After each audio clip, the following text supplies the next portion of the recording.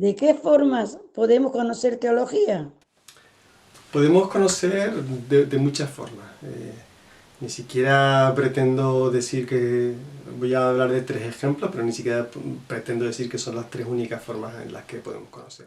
Pero es cierto que uno de los aspectos importantes de conocer es almacenar y aprender cierta información.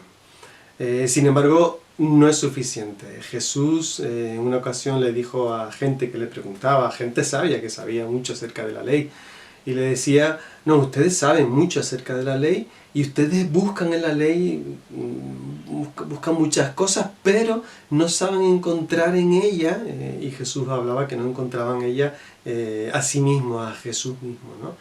Se hablaba mucho de Jesús en las Escrituras y no sabían encontrarle.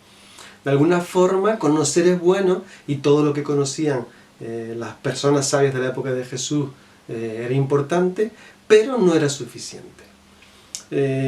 La Biblia habla de otra forma de conocer, que también es conocer a través de la experiencia. Por ejemplo, se habla de...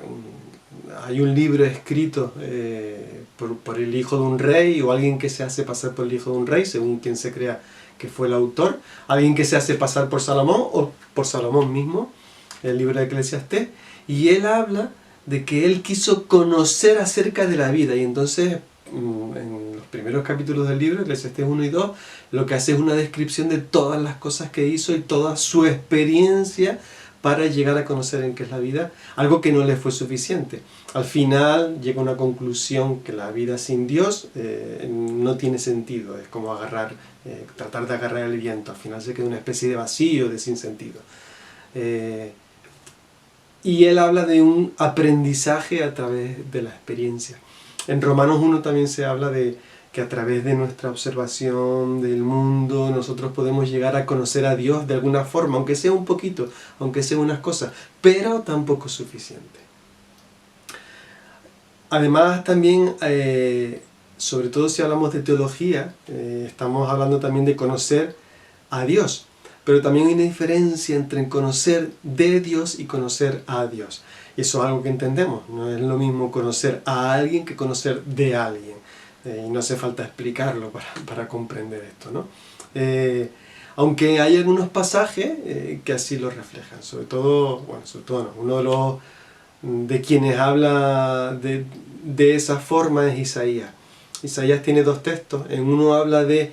en el primer capítulo habla de que los animales domésticos, creo que se habla del buey o del burro, del buey, conocen a su dueño y conocen a su amo, y cuando su amo les dice alguna cosa, pues ellos lo hacen, ¿no? Pero sin embargo su pueblo es incapaz de conocer a su Dios. Algo que a quienes vivían en aquella época y escuchaban a Isaías les podía resultar insultante. El pensar que Dios estaba diciendo que aún los animales tenían mayor capacidad de reconocer a su dueño que los seres humanos de conocer a su Dios. Conocían de Dios, pero no conocían a Dios. Y hay otro texto en Isaías 29 en el que habla de su pueblo, de que su pueblo con su boca y con sus labios dicen cosas, le alaban, pero su corazón está lejos de él. Y el temor que ellos dicen tener simplemente son mandamientos de hombres, lo expresa así, ¿no? Es algo que ahí tienen en la cabeza, pero en su alma y en su corazón hay una distancia hacia Dios, porque no conocen a Dios, sino simplemente conocen de Dios. ¿Hay niveles de conocimiento? Ya sea que estemos hablando de un conocimiento intelectual, ya sea que estemos hablando de un conocimiento experiencial, ya sea que estemos hablando de un conocimiento de una persona, es decir, un vínculo, una relación con una persona, podemos tenerlo de una forma superficial o podemos tenerlo de una forma más interiorizada, más profunda. Pero no más profunda en un sentido de que conocemos mucho, de cantidad, de que llegamos a un punto en que conocemos todos los detalles de cada persona. No es en un sentido de que yo entro y profundizo en algo, sino todo lo contrario, que ese conocimiento y ese intelectual, experiencial o personal o relacional es el que entra en mí, es el que llega profundo en mí, y entonces se convierte en un conocimiento que afecta a mi vida. Por lo tanto, al final, mi forma de vivir se va a moldear, mi forma de reaccionar, de actuar, incluso hasta cosas más incontrolables como son las emociones e incluso lo instintivo. Va a ser moldeado o modelado por ese conocimiento que entra profundo en mí, deja de ser algo superficial y se convierte en algo profundo. También podríamos hablar de un conocimiento consciente o inconsciente. ¿Algún ejemplo? Por ejemplo, podríamos hablar de una persona que ante un problema, una reacción dada, enseguida comprende que ha cometido errores, enseguida recuerda y tiene en cuenta su condición como persona pecadora, que tiene unos instintos aún que le llevan a cometer cosas y enseguida pide perdón.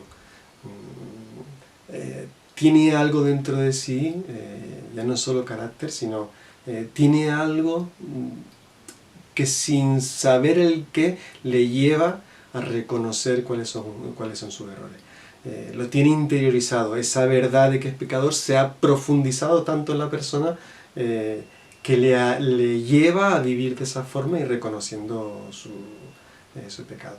Podríamos también pensar en cómo se trata a las demás personas. Una cosa es saber que tenemos que amar, una cosa es saber que tenemos que hacer el bien y otra cosa es vivir día tras día, hora tras hora, continuamente pensando no en recibir, sino en buscar el bien para las demás personas. Puede ser que la persona de forma consciente se le preguntan casos muy complicados y no sepa cómo resolverlos, pero después en su día a día podemos ver cómo en lo que a él le toca vivir y en su entorno saber responder casi de forma automática a los desafíos que le plantea la vida con amor, pensando más en el bien del otro que en el bien de sí mismo, ¿no? Todo eso es porque ha comprendido el Evangelio y ese Evangelio ha entrado en su vida, ha visto la persona de Jesús y lo que verdaderamente significa Jesús, sin muchos aspavientos, sin muchas palabras, sin muchos conceptos teológicos, pero lo ha interiorizado tanto que sabe vivir y que surge de su vida vivir de esa forma.